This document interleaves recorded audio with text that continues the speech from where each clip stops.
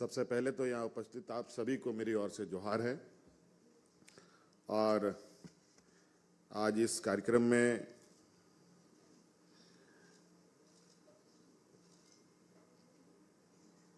हमारे साथ उपस्थित हमारे मंत्रिमंडल सहयोगी भी हैं, हमारे राज्य के सभी वरीय पदाधिकारी हैं, विभागीय पदाधिकारी भी हैं और दुनिया के जाने माने गूगल के, IBM के, माइक्रोसॉफ्ट के यहाँ पर प्रतिनिधि भी हैं, उनके तरफ से भी यहाँ लोग मौजूद हैं। मैं आप सबका हार्दिक अभिनंदन करता हूँ। आज हम लोग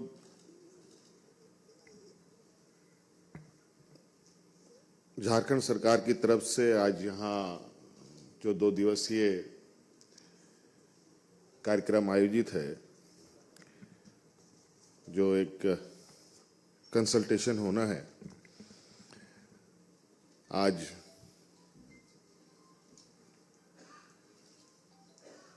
ये पहला दिन है। आज हम लोगों ने इसको प्रारंभ किया है और यहाँ IT, AI, digital governance, industrial instruments, tourism को लेकर 2 दिनों तक पूरे नेशनल स्टेक होल्डर कंसल्टेशन होना है। और कैसे हम सब मिलकर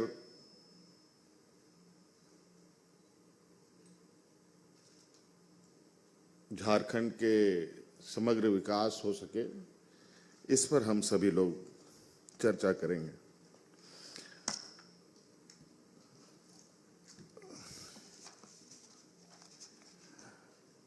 और कुछ महीना पहले ही हम लोग झारखंड प्रदेश एक युवा राज्य के रूप में स्थापित हुआ है। 25 साल का झारखंड हुआ और पहली बार सरकार को दुनिया का जो सबसे उच्चतम जगह है, वर्ल्ड इकोनॉमिक फोरम, वहाँ भी हम लोगों ने झारखंड को पहुँचाने का प्रयास किया है और अपनी बातों को दुनिया तक पहुँचाने का प्रयास किया है। और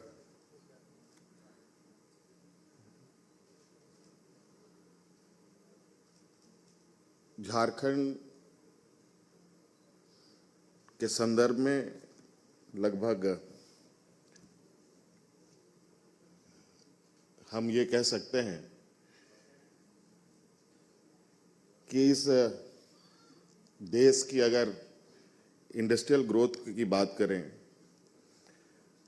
तो झारखंड के बिना ये पूरा होता दिखता नहीं है। आज हम झारखंड से पूरे देश को कई सारी खनिज संपदाओं के साथ ज्ञान भी दिया है। आज हमारे राज्य से देश दुनिया में बड़े पैमाने में ब्यूरोक्रेट्स ने भी अपनी योगदानें दी हैं, तकनीकी क्षेत्रों में भी दी हैं। आज मुझे बहुत खुशी हुई कि रंजन जी जो गूगल से यहाँ आए हैं, उन्होंने कहा कि ये पलामू से आते हैं। थोड़ा सा कॉन्फिडेंस और मजबूत हुआ है और जो आपका उत्साहवर्धन बातों को सुनकर मुझे लगता है कि, और मैं देख भी रहा हूँ जिस तरीके से हम लोग अलग अलग समय पर अलग अलग जगहों पर जाकर अपने राज्य के संदर्भ में बातें करते हैं तो बहुत सारे ऐसे विद्वान जो झारखंड से जुड़े हुए हैं, दुनिया के अलग अलग कोने में हैं, और स्वाभाविक है जिस मिट्टी से जन्म हुआ हो उस संदर्भ में उनकी विचार कहीं ना कहीं जरूर होती होंगी। मैंने इस बात को महसूस भी किया, और आज हमने उसी तरीके का एक प्रयास किया है कि झारखंड प्रदेश अपनी जो आवश्यकताएं हैं, जो आने वाला चुनौती है, और राज्य के हर नागरिक तक पहुंच की जो सोच है, वो हम किन किन तरीकों से हम कर सकें, और जो लोग इस क्षेत्र में एक्सपर्ट हैं उनके साथ हम कैसे तारतम्य बैठा पाएं, उनकी क्या आवश्यकता है, हमारी क्या आवश्यकता है, और कैसे एक साथ हम आगे बढ़ सकें।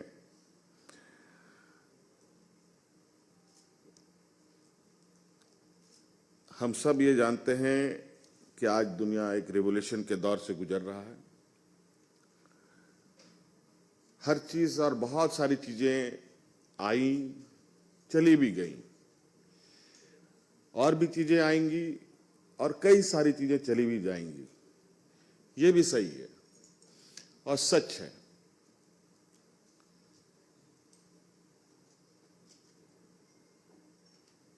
तो इसके लिए जरूरी है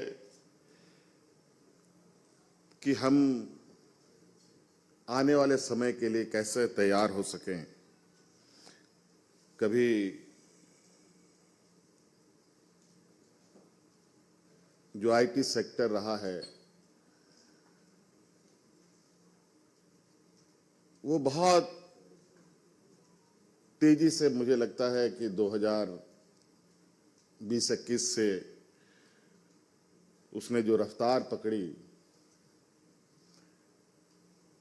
और इतनी तेजी से पकड़ी है कि आज उसी रफ्तार ने अब एआई पर कदम रख दिया है। अब निश्चित रूप से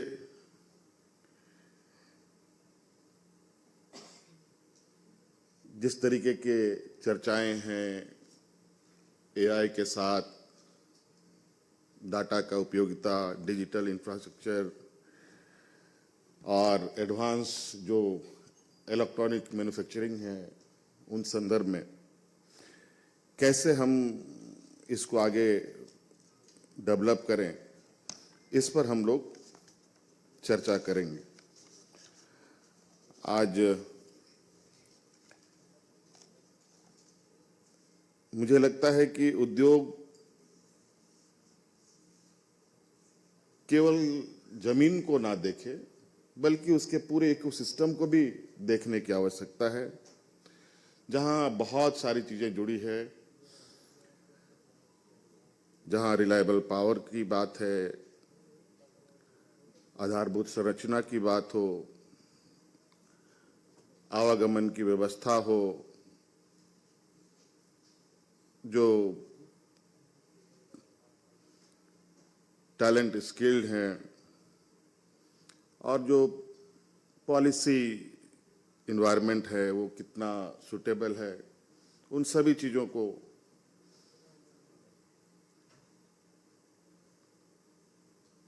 देखने की आवश्यकता है। और आज आईटी विभाग ने जो तैयारी की है, जिस तरीके से आज एक छोटा सा प्रेजेंटेशन हम लोगों ने देखा है, और उस प्रेजेंटेशन पर एक अभी हम लोग और लंबी चर्चा करेंगे, कल तक ये चर्चाएं होंगी। और मेरा ये भी मानना है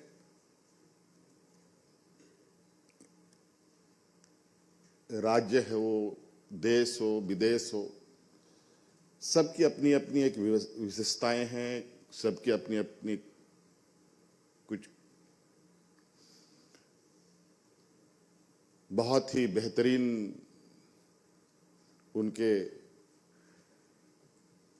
व्यवस्थाएं हैं, तो कुछ कमियां भी होती हैं।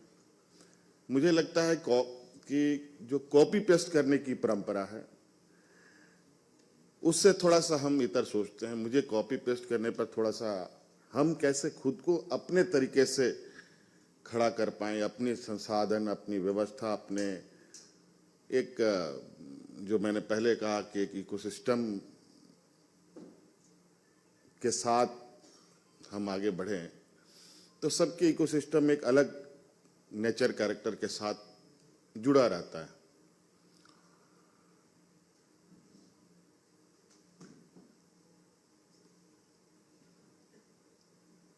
हम चाहते हैं कि जो एआई है, टेक्नोलॉजी गवर्नेंस, जो हमारे माइक्रोसॉफ्ट और आईबीएम के सदस्यों ने भी कहा कि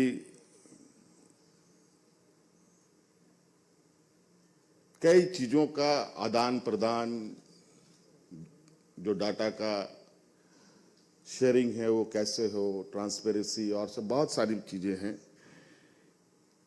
ये निश्चित रूप से होने की आवश्यकता है।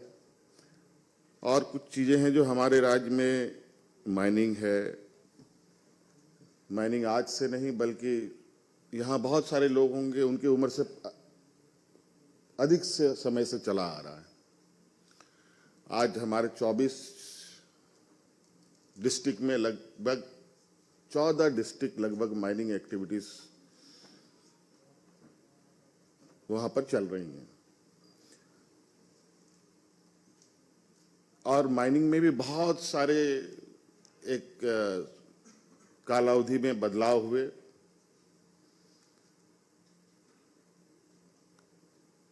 कुछ बदलाव कुछ समय तक चला, कुछ बदलाव कुछ समय तक चला। इसको आने वाला समय में जिस तरीके से टेक्नोलॉजी का विस्तार हो रहा है, एआई का जिस तरीके की उपस्थिति हो रही है, इसमें इसको कैसे साइंटिफिक रूप से हम लोग करें, कैसे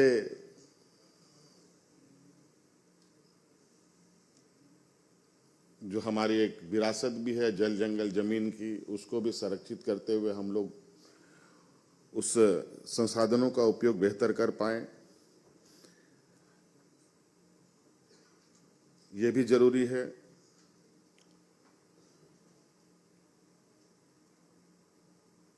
बहुत सारे ऐसे खनिज संपदाएं हमारे राज्य में हैं जो बहुत ही सेंसिटिव कैरेक्टर के साथ हैं। कोयला, लोहा तो लोग जानते हैं।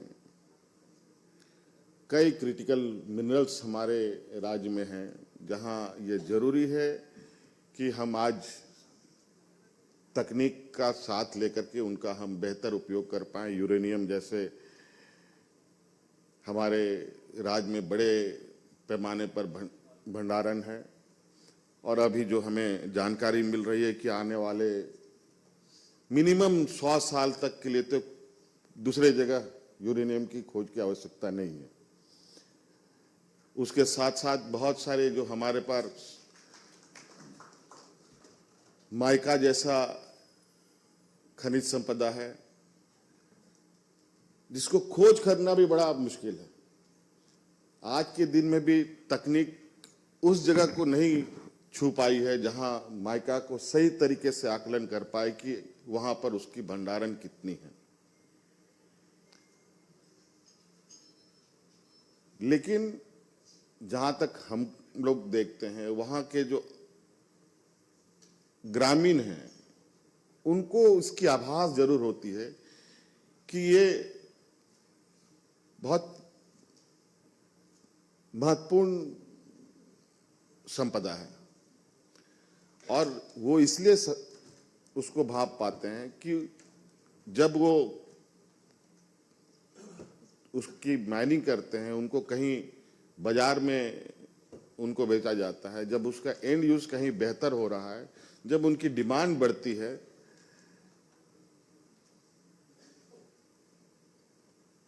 तो उस रफ्तार से उन खनिजों का भी खनन किया जाता है। लेकिन आज के दिन में भी राज्य सरकार के पास, भारत सरकार के पास कोई ऐसी तकनीक हमें नहीं पाया गया है जिससे हम आज माइका जैसे महत्वपूर्ण खनिज संपदा को हम लोग आज उपयोग में ला पाए। आपको यहाँ सारे विद्वान लोग हैं, माइका की उपयोगिता कहाँ से कहाँ तक है वो आज शायद हम उसको सही तरीके से ढूंढ पाए तो ये राज्य के लिए भी बेहतर होगा। इसके अलावा हमारे राज्य में खनिज संपदा जो जमीन के अंदर जो हमारी क्षमता है वो तो किसी से छुपा नहीं है। प्रकृति ने बहुत बेहतरीन ढंग से झारखंड प्रदेश के अंदर, जमीन के अंदर में भी अनगिनत और असीम संभावनाएं छुपा के रखी, और प्रकृति ने जमीन के ऊपर भी इतने खूबसूरत वादियां हैं हमारे पास जिसको आज हम टूरिज्म के लिए भी आगे बढ़ने की तैयारी में हैं। आज इस संदर्भ में भी यहाँ पर आज हम चर्चा करेंगे। और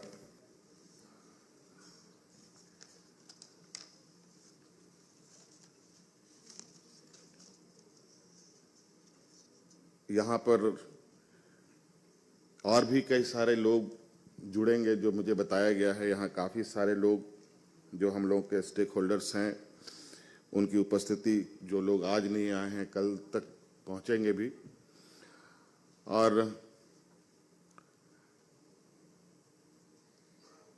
मेरा यही एक रिक्वेस्ट होगा आप लोगों से कि हम लोग सिर्फ यहाँ इन्वेस्टमेंट को लेकर के नहीं आए हैं, बल्कि एक लंबे समय तक कैसे हम लोग साथ चल पाएं, ये भी हमारी एक सोच है कि एक ऐसे रूपरेखा तैयार हो जहां एक शॉर्ट टर्म नहीं बल्कि एक लंबे समय और लंबे अवधि के लिए हम लोग साथ में काम करें, और जो भी चुनौतियां आएंगी, जो भी बदलाव होगा और जो भी आवश्यकताएं हैं, उन सभी चीज़ों को हम लोग एक दूसरे के साथ मिलकर समाधान करते हुए आगे बढ़ेंगे। आज